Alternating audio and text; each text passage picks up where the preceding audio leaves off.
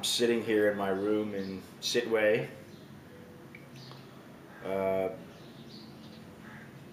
Yesterday I went up to the Point, which is the place to go.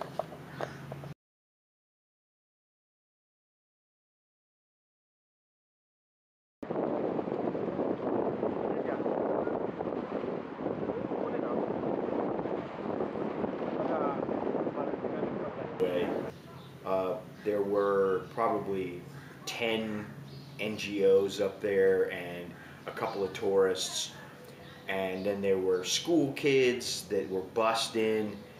The place was, it was pretty cool.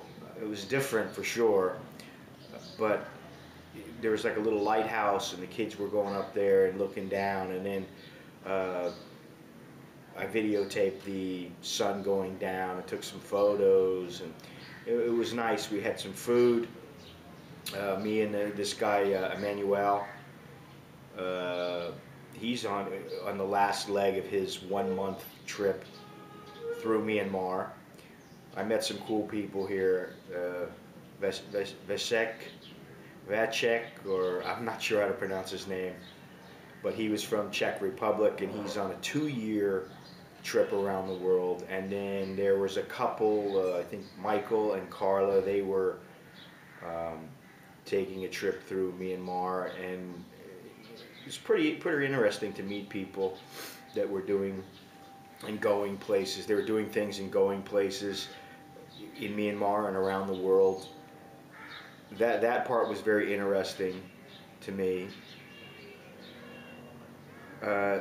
We went through a market yesterday, Emmanuel and I, because he had been here and walked through there before, so he knew the places to go. And one of the coolest places was the banana room, which was just one big wooden room full of bananas, all kinds of bananas, hanging on the ground. So I got photos of that. And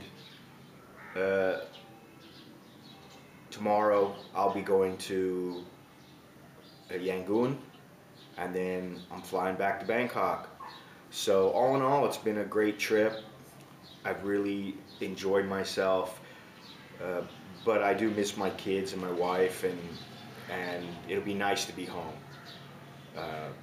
But really, I mean, you could travel through Myanmar for a month, 2 months, and there's so much to see here. The country has so much to offer, and I can just see that it just really, I think it's going to explode at some point.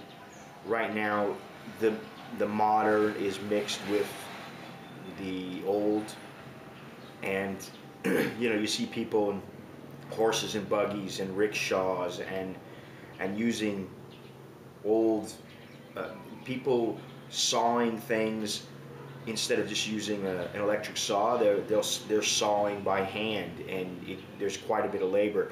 In fact, I think it was, I'm not sure, one of the people told me about how they saw a house being demolished, and they were demolishing the whole house with 2 people with a big saw that they were just cutting the place down by hand, instead of just, I don't know why they didn't knock it down with sledgehammers or anything like that, but maybe they couldn't.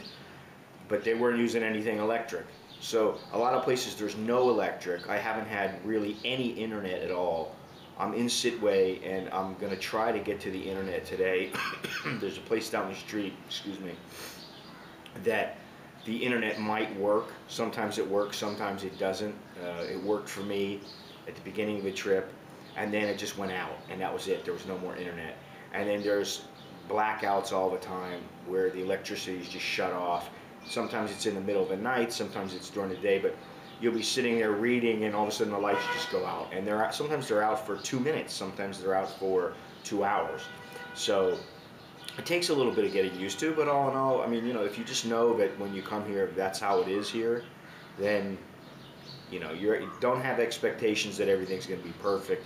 A lot of times there's no hot water, or in the case of in mrauk-u, they brought me hot water every night, and then you mix, and it was really hot, and you mix the water with some cold water, and then you take a shower. You dump the water over your head and you take a shower.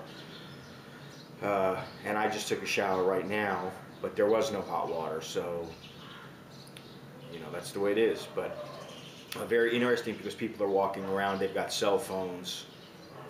There is internet in some places, so there is a little touch of the outside world coming in now. I remember when there was no Coca-Cola here in Myanmar, and now there's Coca-Cola, and I haven't seen any Pepsi. But there are signs that, definite signs that the place is opening up, and the only question is how fast will it open and things change, and can the people change as fast as the technology? And that's, I think, going to be the challenge. But anyway, that's all for now. I'll be back in Yangon tomorrow, and then I'll have another video, or 2 or 3 or however many, I don't know. So, and actually it's been a little bit colder here than I thought, so the weather is very, very scorching hot, and then at night it gets very, I would say, chilly. So, anyway, until next time, I'm Scott. I'm an American in Bangkok who's now in Sitwe. Until next time, chok di la jerkan mai.